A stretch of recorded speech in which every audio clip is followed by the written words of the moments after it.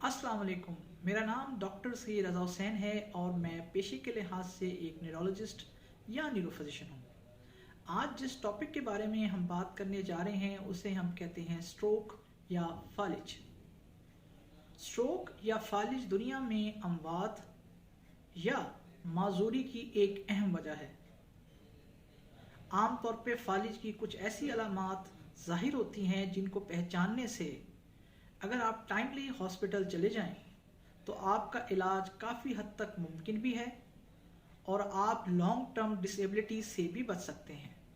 याद रखिए, ऐसी कुछ अलामात जो मैं अब बयान करने जा रहा हूँ वो फालिज को पहचानने के लिए बहुत अहम है। Always remember, be fast, BEFAST। B stand for balance.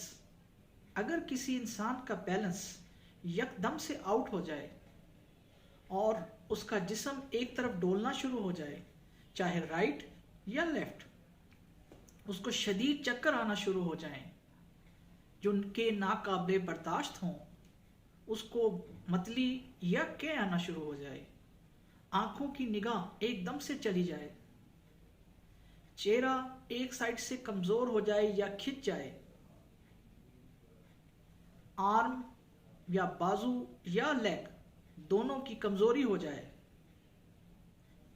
इंसान बोलने की सलाहियत से मुतासिर हो जाए या उसे बोलने में मुश्किल हो, तो ये वो तमाम अलामात हैं कि जिनकी सूरत में time is everything. Be fast का आखिरी word T stands for time.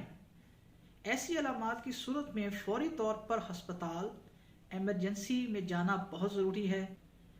याद रखिए, स्ट्रोक की सूरत में टाइम इज एवरीथिंग। जितनी जल्दी आप फालिज के मरीज को अपने मौलिज के पास लेकर जाएंगे, स्ट्रोक स्पेशलिस्ट के पास लेकर जाएंगे, उतने ही जल्दी आपका मरीज सेहतयाब होने के चांसेस बढ़ जाते हैं।